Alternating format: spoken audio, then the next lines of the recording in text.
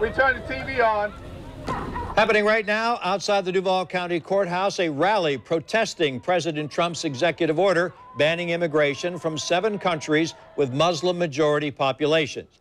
The president says his order is necessary to keep America safe from terrorism. But others are calling it a discriminatory ban against Muslims. The order came down last weekend, and dozens of protests have erupted as a result. You're looking at just a few of them across the country. The order bans 218 million people from entering the U.S. for 90 days and also halts the Syrian refugee program for 120 days. We have complete coverage of both sides, beginning with Channel 4's Francesca Amaker, who is live at the scene of the latest local protest outside the Duval County courthouse. Fran.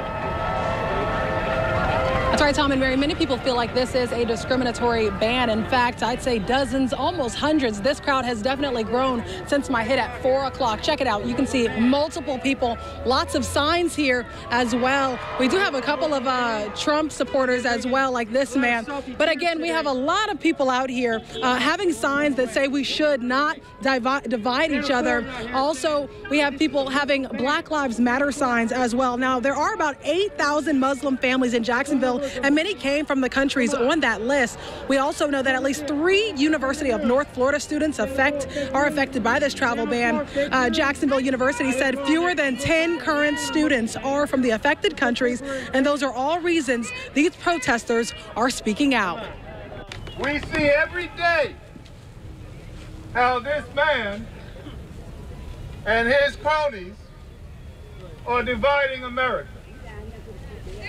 We see every day how he is passing his orders, okay, to rip apart the fabric of America. And we're not going to stand for it. No. These people are out here protesting against a policy that he campaigned on, and he's following through on it. Right. He's here, you know, like I said, it's not a Muslim ban.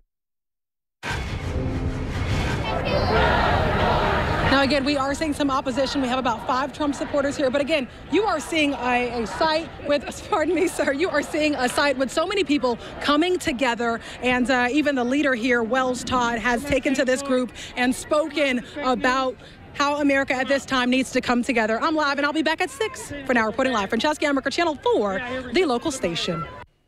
While protesters are making their voices heard, local support for the travel and immigration order is not hard to find. Channel 4's Ethan Calloway spent the day reaching out to local and state leaders, including the governor, and he's joining us live with their views on the president's order. Ethan.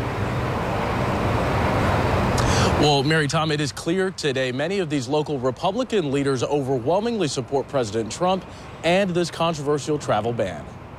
At a conference in downtown Jacksonville today, Governor Scott came face-to-face with sheriffs from across the state. For many of them, the question of whether they support the president's ban on travel from 7 Muslim-majority countries wasn't tough to answer. In the spirit of what is happening with the executive orders, I mean, I would tend to agree. I mean, I think we have to do something to fix a broken system. So a temporary ban on allowing people to come in until we get that system fixed, I think is an appropriate step to take. Well, certainly one of the issues that we're concerned about is making sure our communities, our states, and our country are safe. And that's all he's trying to do, is to make sure that we're safe. We know who's coming into our country, who is coming into our state and our communities. When asked if he supports the president's executive order, the governor said he supports keeping people safe, and it is not a ban on a particular religion. I know that the president is focused on how do we secure borders and keep people safe. So if you look at this is not a Muslim ban.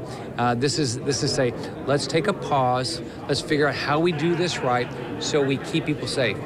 Other leaders from across the state voiced their support for the ban, citing safety as the main reason, something Governor Scott echoed. So, Governor, you support the ban? I support when the president says he's going to focus on how do we keep people safe. I know that he's come up with a plan. He's going to be tweaking that plan to make sure we do it the right way.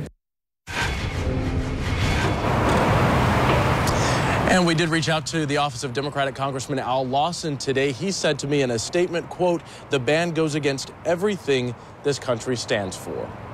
We're live on the South Bank. Ethan Calloway, Channel 4, the local station.